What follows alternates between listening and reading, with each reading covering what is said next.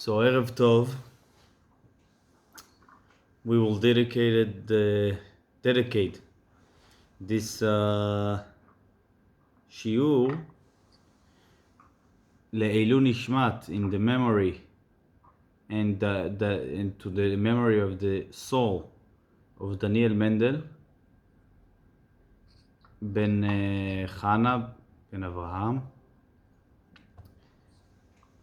and also to the succeed of to the safety and health of the Jew people in Israel. Our parasha is Parashat Bamidbar, new book of the Torah, new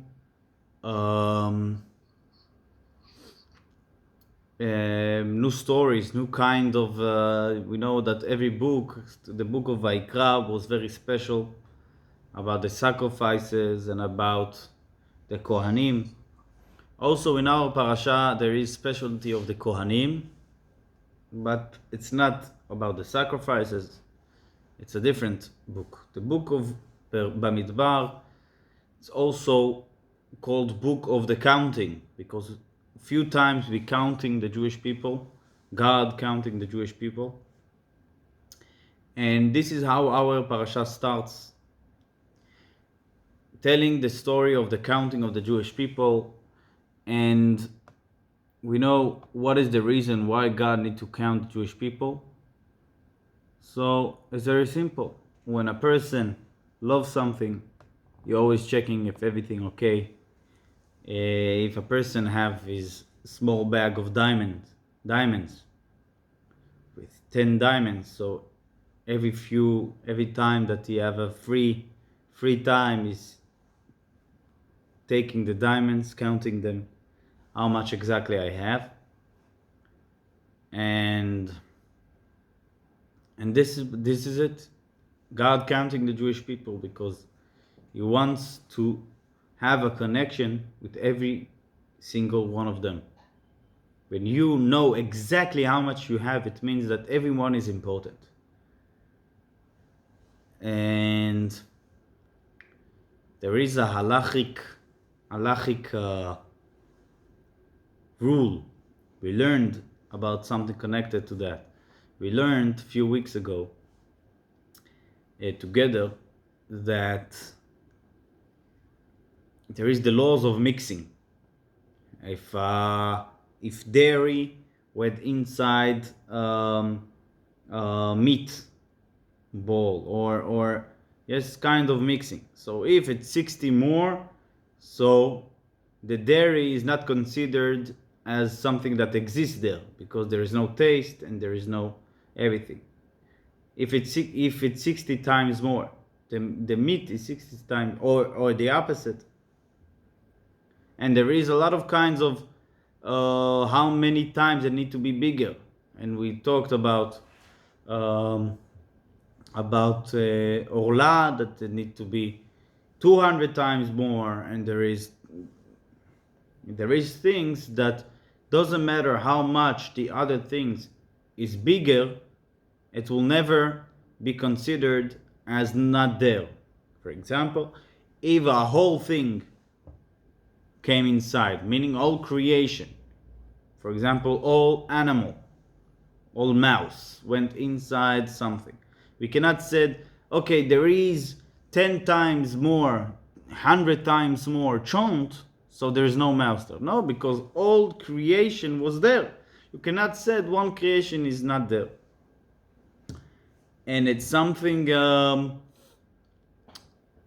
is why I'm saying it, because another thing that will never be considered as cease to exist in mixing is something that is counted. If I know that something specific counted fell inside a bowl, or a very big pot, I don't know how to call it, so it will never cease to exist, because it's something very specific. I counted, meaning I make it important. When I count something it means that this is important to me, and then it will never be mixed and cease to exist. It can be mixed, but it will forever stay as something strong that I will never said, okay, it's not there anymore. So this is the same idea of counting the Jewish people. God counting every person of the Jewish people and saying, you are counted, I considered you, you are one of my people, and then it will not help you to be mixed because you are counted. I cannot say, okay, because one less is one less. If God knows that I have 6,000 and children, so I cannot say now I have 5,099. So this is maybe a little bit explanation about the counting. So we know that all the Jewish people were counted, and in the end we were something like 6,000 Jews, and the Shevet, the tribe of Levi, was not counted in this counting. It was a different one. It was a different counting. All the Jewish people was counting from the age of 20 to the age of 60. People that were less or more did not was counted. Okay, this is first thing that we're learning in our parasha, and we will talk about it. Second point that we're learning in our parasha is very interesting. It's about carrying the Mishkan. We know that the Mishkan, the tabernacle in the desert, was a moving house. It's like rolling. That was how are you saying this word? That is not you can carry it, you can move it.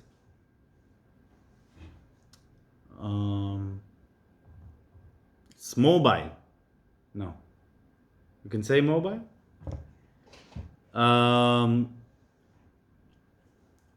So there were very strong rules who carry the Mishkan and who exactly doing it. Every part of the Mishkan. As we know, to serve in the Mishkan, you're supposed to be Kohen. But to carry the Mishkan, that was not the job of the Kohanim. That was the job of the Levihim, of the Levites. And in that were two kinds of Levi that carried the Mishkan. Levi was the son of Yaakov. Levi had 3 kids: Gershon, Kehat, and Merari. Kehat was the father of few children: Amram, Yitzhar, Hebron, and Uziel. Those 4 children. From Amram came the family of Moshe and Aaron, and from Aaron came the Kohanim. All the rest of the Leviim, that they are not sons of Aaron, grandsons of Amram, great-grandsons of Kehat, that he was the son of Levi, all the rest of them were Levites. Only the sons of Aaron are the Kohanim. So Kehat was not only special that he was the grandfather of Amram, that he was the grandfather of Aaron. Not only that, also to carry the Mishkan, as I said, the Leviim carried the Mishkan, but there were Leviim that carried the instruments itself. The Shulchan, the Mizbeach, the altar, the table, the menorah, the candelabra, we can call it, and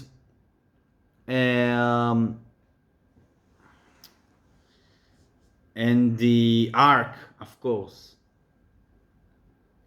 And there were Levim that carried all the rest of the things.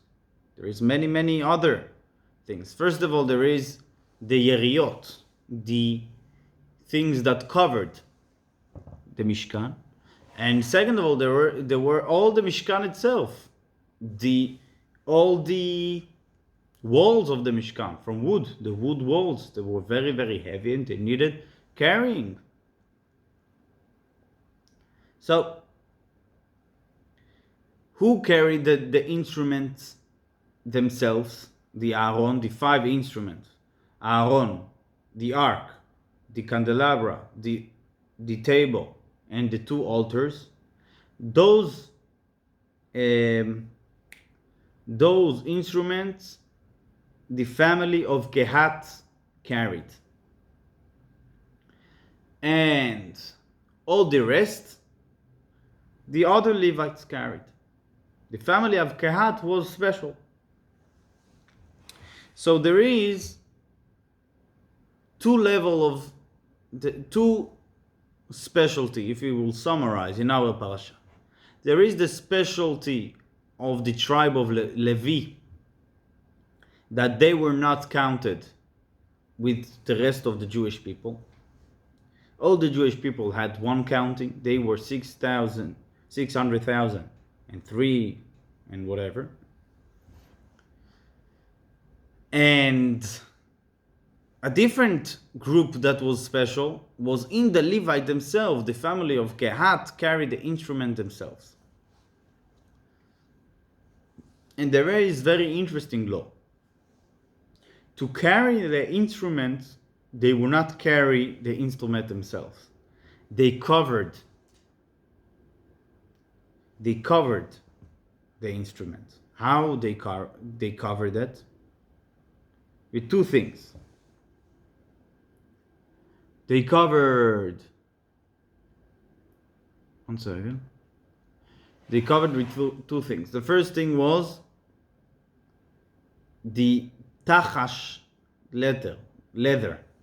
What is the tachash? You know, tachash is the special animal that had many colors, and with that they covered the Beit HaMikdash. So they covered the instrument with tachash and with the light blue, how you call it? The light blue tchelet.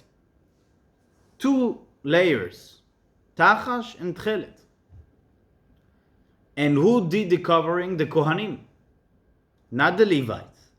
If the Levites were looking at the instrument, it's very dangerous. The Torah said, be careful for the lives of the Kehat Levites, that they will not see the instrument, they will only carry them. We know the story that was in the time of King David. In the time of King David, it was before the building of the Beit HaMikdash. Actually, King David himself built the foundations of the Beit HaMikdash, and only his son, King Solomon, he built the Beit HaMikdash. In the time of King David, there were many years that the ark was in the Plishtim cities. It was not by Jewish hands. And God did miracles and plagues on the cities that the Aaron was there, and they sent the Aaron back. No one took it even. They put it in a carriage, how you say, not a carriage. You can say a carriage. Carriage with, if I'm not mistaken, cows or whatever. And he took it, and suddenly in the fields they sing a carriage with the ark. The Jewish people sing the ark. And then they did very big celebration. They took the ark back. The ark is the holiest instrument that the Jewish people have, holiest thing.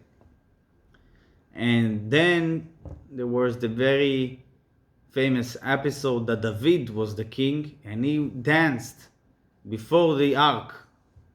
like a very simple person. He was so happy. And his wife looked on the window and thought to herself, it's not appropriate that the king dancing like a simple person. But he danced before God. He was like, he did simple stuff. I don't know what he did, juggling, and I don't know what he was doing. And he was dancing like a simple person. Why? Because he was so happy before the ark. But it's a very famous episode. And after that, there is a story that one of the priests, if I'm not mistaken, saw that the ark, he thought that the ark is going to fall from the carriage.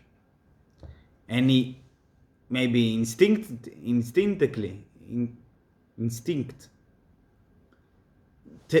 throw his hand to hold. I'm not sure if it was instinct or it was in purpose. But he did it and he died. Because you will not help the Aaron, the ark, not to fall. You will not help the ark. Ark carries himself. The ark even was not considered cared by people. He was carrying the people that carried it. You would not. It was an insult to the ark that a person want to hold it. I'm just saying it to understand how sensitive is this ark, and that's why God saying this commandment. Be careful for the Levites that carrying the ark, that they will not see it. And we know that the ark was carrying the people that carried the ark. And as I heard once from my grandfather, that only the kaporet, we have the kaporet. Kaporet, it was what they put on the ark with the two kruvim, the two babies, with the whatever. You know what I'm talking about. And it was so heavy.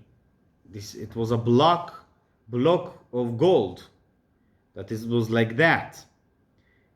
And I heard that it's supposed to be, the weight supposed to be ton or more, few tons. And it's not possible that 4 or 5 people carrying it. It's not possible at all. If the wide of the kaporet was tefach, it's something like that.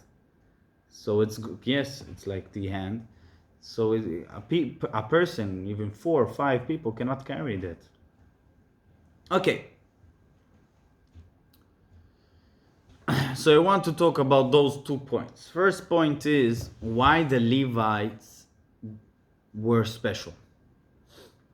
Second point is about the 2 covering of the ark, of the instruments.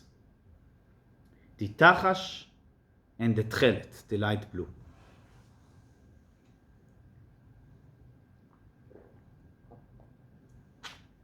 Sorry. It's the coffee still. Okay.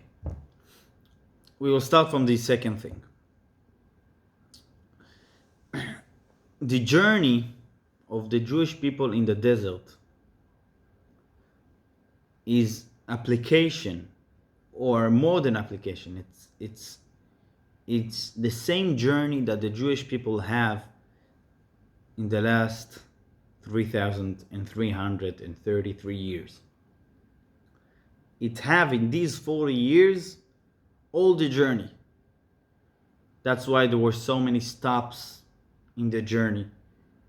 because it is the same in small version. And we can learn a lot from the journey in the desert that the Jewish people had to our journey today. And we can learn very beautiful lesson from the instrument and the way they carry the instrument. To carry the instrument in this journey, it means, what is the instruments? The instruments are the core of the serving of God in the world. This is the basis of connection that Jews have with God. The altar, the table, the menorah, the ark, the instruments are the soul of the connection that Jewish people have with God. And when we're talking about the carrying of the instrument through the 40 years, basically we're saying how we carrying this connection that Jewish people have with God through the generations. How in the last 3,000 years we carrying the instruments of serving God, the core. So there is a special way to carry them. It will not move on if you just carrying them, just taking them. It will not work. If you want the instrument of serving God to survive all these generations, you need to cover it. There is a special way to take it. And how we covering it? 2 layers, tachash and tchelet. What is the difference between tachash and tchelet? So you understand already. Tachash, it's a beautiful, colorful, leather. Something special, that it's probably something with a lot of, it's intriguing. It's something that you want to look at because it's so many colors. And not only that, the name, as I said once, the name in Aramaic of the tachash is sasgona. Sasgona in Hebrew, it's connected to the word sasgoni. Sasgoni means is colorful. And you want to describe a person and you want to say he's colorful, it means you have a lot of sides. So in Hebrew you're saying sasgoni. But the word sasgona of tachash, if I understand correctly, this is not the meaning that he's colorful. It's more than that. Is that he's showing his colors. He is happy with his colors. Is sas. Sas gvani. Meaning that he is happy with his colors. Sas, it's from the word, is in Hebrew is sameach, is happy. So tachash is like the, how you say this bird that have this beautiful I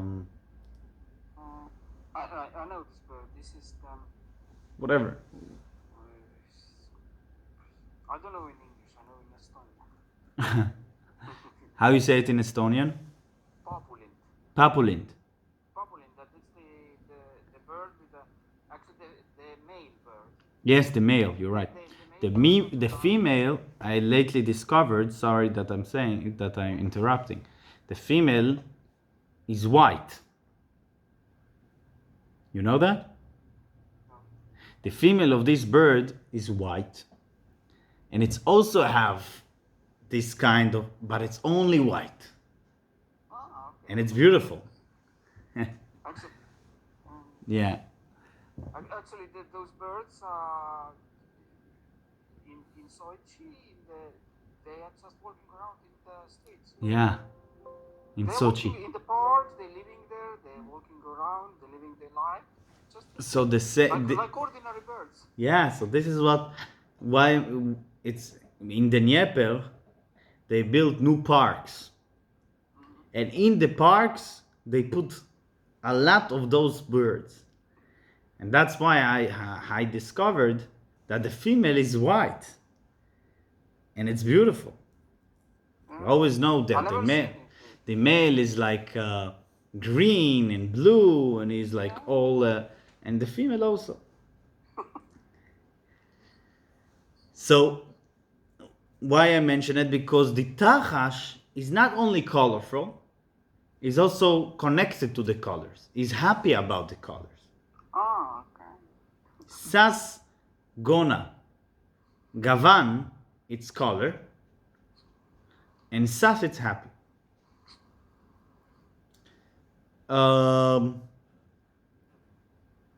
So this is tachash. Tchelet, what is tchelet? Tchelet is not only one color. Not only this is the point of tchelet. There is another strong point in tchelet. We know that tchelet is not only in the tabernacle. Tchelet is also in tzitzit. The mitzvah of tzitzit, yes, the mitzvah of tzitzit is, actually it's two mitzvot, that you will have tzitzit, and that you will have a tchelet in that tzitzit. It's too detailed in the mitzvah, whatever, it's very interesting discussion, how important is this part of the mitzvah. What is the story? Why we don't have today tchelet? Because it was not only, the Torah did not command us only to put tchelet in the tzitzit. The Torah told us you should put tchelet, you should put light blue, that it's not exactly light blue, it's green. And the tchelet should be from a specific animal, fish. Fish, there is some fish, yes. There is some fish, that the fish is called chilazon. And this fish have this color in him. And there is many opinions. What is the fish? And the fish is very rare. Very rare fish in the Mediterranean water. And that's why, because it's so rare, it becomes very, very hard to find it. And then it will come, they didn't remember what is the fish, and then we don't know what is the tchelet. So even though we're not putting the tchelet, we can put the tzitzit without the tchelet. But of course the mitzvah is more complete with the tchelet. I should mention that 100 years ago, some very big rabbi argued that he discovered this fish, that he know what is the fish. He published it, and he was very pro renewing the mitzvah, but many rabbis argued. And what is interesting about, what is the specialty of this tchelet from the fish? The specialty is, and our sages explaining that in a very physical, chemical way to see it, that the tchelet that we using for the tzitzit is nothing will change it. Meaning it will be a days in the sun, it will rain, it will not change the color. It will stay tchelet. And actually lately I saw video I saw a video that he is showing one of the, in the time of the sages, in the time of the Mishnah, there were very much fake tchelet, because the tchelet was so much, it's so expensive, because it's from aurel, fish. So many people did a fake one, the same color, and sold it. So our sages explained to us how to check if it's real or not. Put it in water, do this and this and this. If it will change, it's not the tchelet of the Torah. If the color will change. And I saw a video that one person taking one of the opinions of this tchelet and the other one, and you see it's the same color. Fake one and a real one. I'm not sure if this is the real one, but natural. And he showed it will never change the color. It's amazing. So there is two differences between the tachash and the tchelet, or one difference that is two. Tachash is colorful, and it's about the colors. You can look at this, you can look at that. It's interesting. Tchelet is one strong color that will never change. And those are the two layers of the instrument. With those two covering, they took in the journey in the desert 40 years, all the instruments were covered in those two layers. So what we can learn from this interesting covering system?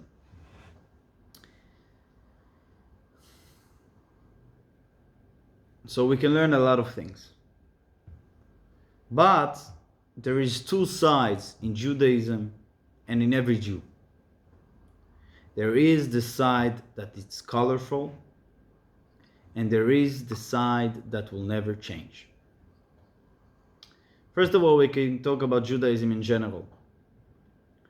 Judaism have many kinds. Jewish people, I'm talking about Jewish people. There is many kinds of Jewish people, and this is the beauty. This is the beauty of Tachash. There is not only one kind. There is people that more learning. There is people that more doing mitzvot. There is Sfaradic people. There is Ashkenazic. There is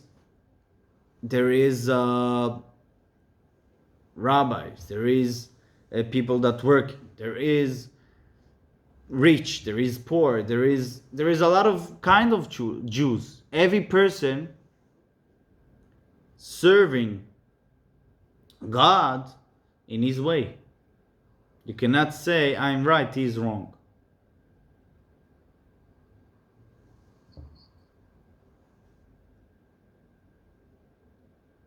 We should remember that when the Jewish people were in Egypt, there were 12 tribes. Then God took them out from Egypt, and the Red Sea, Yam Suf, was split to 12 lines. Every tribe had his own. And then we will learn in our parasha, in the next parashot, how God counting the Jewish people and separating them. He is not saying now you own one. We are in Rosh Chodesh Sivan. Jewish people came to the Mount of Sinai, and they came there, were Ish Echad Belev Echad, one person, one heart.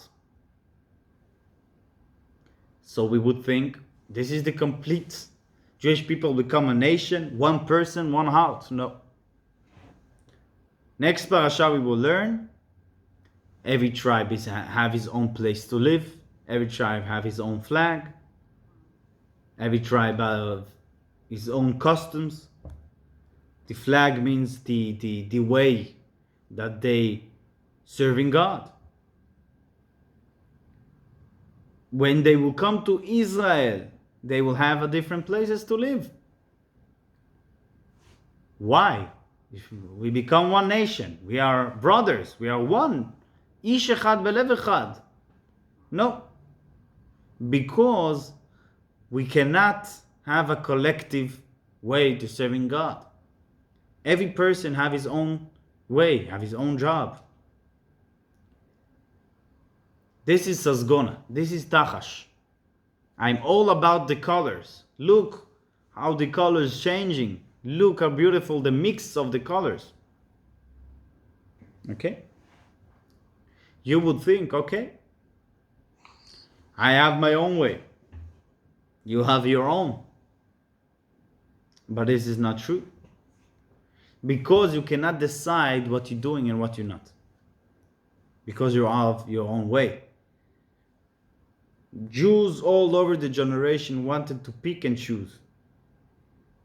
I love Shabbat, so I will sit with my family, we will sing song, we even go to the synagogue to pray.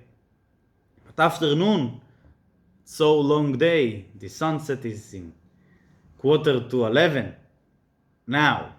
Mm-hmm. So we will go to the beach, play a little bit family time. I was today in the synagogue. No, you cannot do it. You cannot pick and choose. There is the basic. There is the basic that it's not only one color. It will never change. It cannot be changed. If it's only colors, so today you doing what you decide, your son will decide something else, your grandsons will decide something else, and he will not be Jew anymore. So you need to have both sides. You need to have the side that's saying every Jew have his own specialty, his own way to serve God. But also all the Jewish people have basic. They have the basic. You cannot choose. Because if I'm choosing, it's only me. What make it part of the Jewish nation? If there is only the side that I'm choosing, so you are alone basically. You are not part of the Jewish nation. You choose to do something.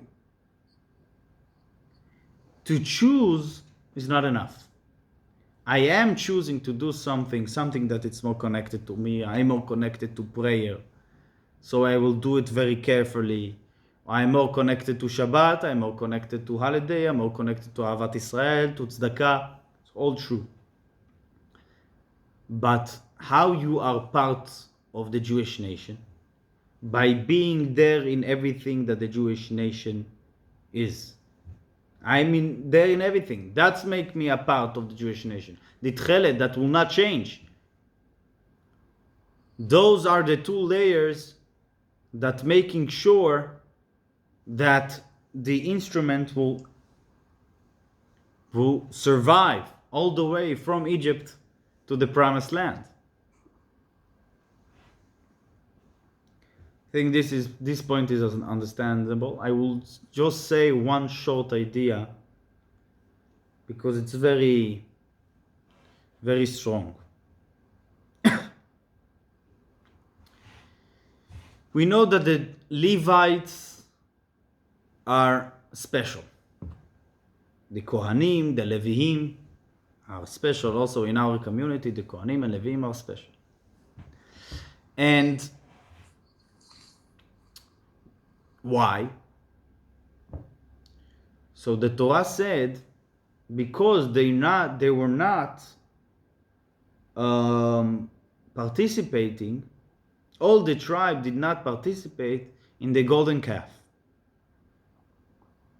So that's why they were chosen to be a special tribe that will serve in Beit HaMikdash. And okay, all the tribe did not. Who did participate in the golden calf? Very interesting. 3,000 people. 3,000 people from all the land, from all the Jewish nation. We're talking about few millions. By the way, how it's few millions? Because it's 600,000 people in our parasha, between 20 to 60. 3,000 men. Men, yes. 600,000 men. So 600,000 women. So 1,020,000. And if we're taking children until 20 and people from 60 to 100, we have 3 million people approximately. Maybe more, maybe less. So 3,000 people sinned, participated in the golden calf. Okay, so all the tribe of Levi did not participate. But what's so special about them? Most 90% or 99% of the Jewish people did not participate in the golden calf. So what's all the fuss about Shevet Levi? And the Levi's was how many? 30,000 or something? Levi was, I don't remember, maybe 30,000 makes sense. And but you need to remember it's a different calculation. Yeah, it's all the Levi. Yes, it's from the age of a month. Yes. Age of the months to the until to the end. Yes. But only men. Only men again. Yes, you're right. This is a different topic. Why only men? So what is the answer? What's so special about Levi? Because the story was like that. The golden calf had made people serve it 3,000. Moshe came. The Torah said it clearly. Moshe came from the mountain, saw what the Jewish people did, destroyed the golden calf. And then he announced, who is with God should come to me. And then all the tribe of Levi came. So 99% of the Jewish people did not participate in the golden calf. Then, when Moshe asked, who is with God should come to me, all the tribe of Levi came. So there is, we can call it 3 groups of people. There is the people that participate in the golden calf, 3,000 people. There is 90% of the Jewish nation, or 80, I don't know, 85% of the Jewish nation, that they did not participate in the golden calf. They were active against it? No. And then was the Shevet Levi, the tribe of Levi. Moshe said, who with God should come to me? Let's destroy all connection that we have to the golden calf. Only the tribe of Levi came. So there is 2 different levels. There is people that would say, I'm not participating. I will do something about that. I'm not sure. There is an expression in Hebrew, Ani et nafshi hetzalti. I, my soul, have saved. What about the other one?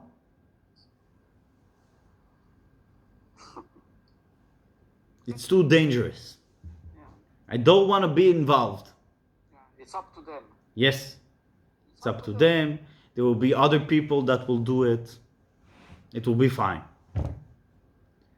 Shevet Levi, all the tribe said, we are with you. There is things that need to be done, we there. This is what makes them special.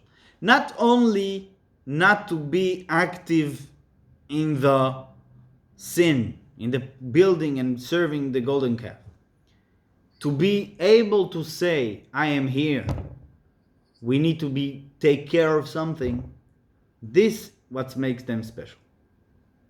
And this is very important lesson, because most of the people, the problem is not that they don't see problems or they don't have the power to fix them.